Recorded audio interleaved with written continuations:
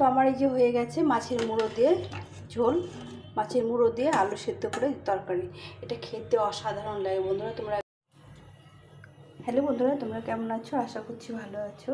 তো এখানে দেখো মাছের মুড়ো, কাতলা মাছের মুড়ো নিয়েছি। তো মাছটা খাওয়া হয়ে গেছে, মুড়োটা ছিল। আজকে মুড়োটা দিয়ে একটু তরকারি করবো। এখানে আলু সিদ্ধ করে নিয়েছি, এখানে টমেটো নিয়েছি, আর এখানে মশলা বেটে নিয়েছি। তো কড়াইটা গরম হয়ে গেছে, আমি মাছটাকে ভেজে নেব। প্রথমে মুড়োটাকে ভালো করে ভেজে নিতে হবে এভাবে। তো মাছটা ভাজা হয়ে গেছে, লাল লাল করে ভেজে নিয়েছি। এখন মাছটাকে উঠে নিতে হবে। মুগের ডাল মাছের মাথা দিয়ে বা অনেক কিছু খায়, আমি এই ঝোলটা করেই খুব ভালো লাগে খেতে। মুগের ডালটা খেলে সহ্য হয় না। তো আমি এর মধ্যে কিছুটা তেল দিয়ে দেবো, আরও দিয়ে আমি রান্নাটা করব, সরষের তেলে রান্নাটা করব।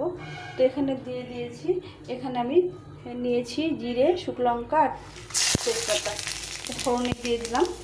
এখানে মশলা বেটে নিয়েছি, আদা, জিরে, লঙ্কা আর ধনে পেস্ট করে নিয়েছি। এর মধ্যে পরিমাণ মতো লবণ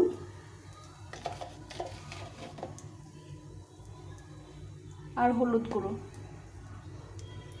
এটা দিয়ে ভালো করে মশলা ধোয়া জল দিয়ে ভালো করে কষিয়ে নেব। মশলা থেকে তেল ছেড়ে দিয়েছে, দেবো টমেটোটা। টমেটো দিয়ে একটু লবণ দিয়ে দেবো, লবণটা একটু কম দিয়েছিলাম, আর লবণ দিলে টমেটোটা ভালোভাবে গলে যাবে। টমেটোর সঙ্গে ভালো করে কষিয়ে নিতে হবে। টমেটোটা কষা হয়ে গেছে। এখন আমি এই আলু সিদ্ধ করে রেখে দিলাম, এই আলু সিদ্ধটা দিয়ে দিলাম, দিয়ে একটু এর সঙ্গে কষিয়ে নিই। মশলার সঙ্গে আলুটা ভালো করে কষা হয়ে গেছে। এখন আমি দিয়ে দেবো গরম জল করে রেখেছিলাম, জল ফুটিয়ে রেখেছিলাম, জলটা দিয়ে ঝোলটা ফুটে গেছে। এখন মাছগুলো দিয়ে দেবো।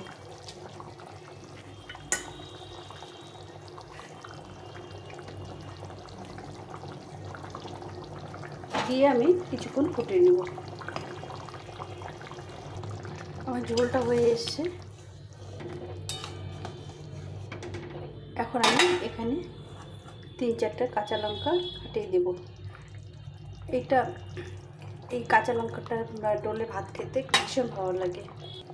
এই সানরাইজের সারিবা মশলা,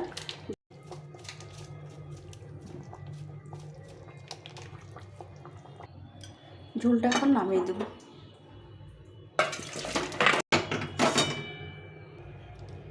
তো আমার এই যে হয়ে গেছে মাছের মুড়ো দিয়ে ঝোল, মাছের মুড়ো দিয়ে আলু সেদ্ধ করে তরকারি।